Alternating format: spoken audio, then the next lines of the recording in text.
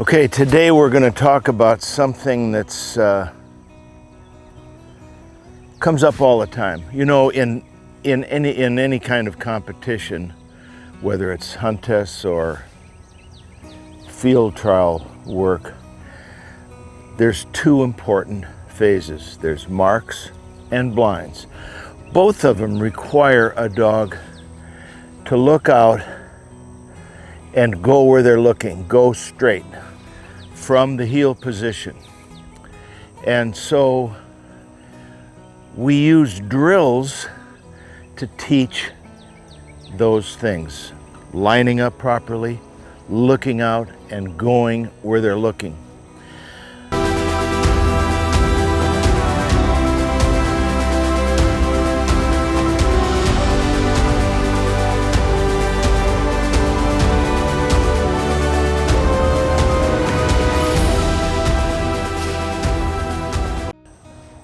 The original drill for working on lining was, and still is, the wagon wheel.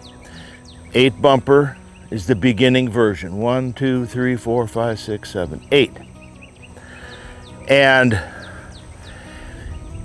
the concept is to plant a foot, line to that one, line to this one, line to this one, and so forth, where you learn by keeping this foot anchored, just as though you had a nail through your foot into the ground, and you just pivot and you make the dog heel properly. It's a wonderful beginning drill, and hundreds and maybe thousands of dogs have learned to line using the wagon wheel drill. Then comes the 16 bumper lining drill, which is the same thing here, except between each one of these white bumpers is an orange bumper that's deeper. So a dog learns, and they learn this very quickly. It's like a field goal. You just go between two bumpers. It's very easy, especially for a dog that's a little bit advanced. So the question is, which is better, the 7 bumper lining drill or the wagon wheel drill? Which one should you do? My answer is do them both. The 7 bumper lining drill has a few elements that this does not have. One is, this is strictly heeling and lining. The 7 bumper lining drill is more about focusing, looking out at a spot and going in that direction. This drill is really a wonderful beginning drill because it's so simple. The 7 bumper lining drill is simple at first, but then it gets more and more complicated. For instance, the wagon wheel drill cannot be used in the water. I guess if you had a certain configuration of a pond, you could do it. But the 7 bumper lining drill is a down the shore concept in the water where they are taught to fight the natural tendency, which is to curve into the shore. They learn, even though there's a bumper there and a bumper there and a bumper there, they have to swim past that and get down the shore concepts. The other thing about the 7 bumper lining drill is that it can be used to teach various concepts. The 7 bumper lining drill can teach, for instance, to angle a ditch, to angle down a channel. It would be almost impossible to teach, if you have a channel and you want to angle from one end of it to the other, it would take hundreds of whistles to really teach that concept. Whereas with the 7 bumper lining drill, it's a snap, a ditch, a hillside, all sorts of things that are very difficult concepts to teach. And the 7 bumper lining drill in those applications is like a miracle almost, because you can teach something that's very hard to teach. So this is going to be a 2-part movie because I'm telling you now the application, And the next segment is going to be showing you all of the different configurations that can be used to teach these concepts. You know, I spend a lot of time in my land and water fundamental video about how to teach these things, and it's so crucial.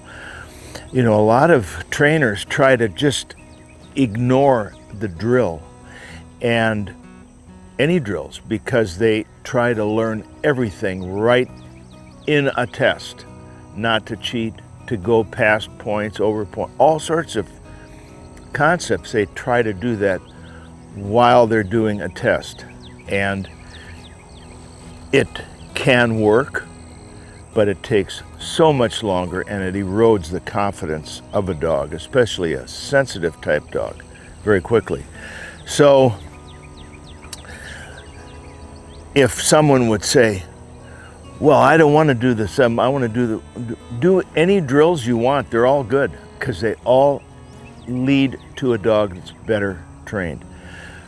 The wagon wheel drill is fairly simple, whereas the 7-bumper lining drill starts out simple, and then when you add an actual blind to this and mark blind combinations in conjunction with the 7-bumper lining drill, it's very advanced. So for now, I think my point is that you want to study the 7-bumper lining drill and the wagon wheel drill, with your goal being to have a dog that when you walk to line, it's next to you and looks out and gets the idea that he's going to go straight, and when you send him, he goes straight. You'll see a lot of dogs, they say back, and the dog goes, and then he goes somewhere else because he hasn't really been taught to focus and go where he's focused. So for today, that's the lesson, and in the next episode, I'm going to show you all sorts of different applications and how you can use these drills to teach lining and concepts and create a dog that does not give way to the normal tendency of dogs, which is to seek land, especially on water drills. So in the meantime, stay with me for another minute. Really important message coming right up.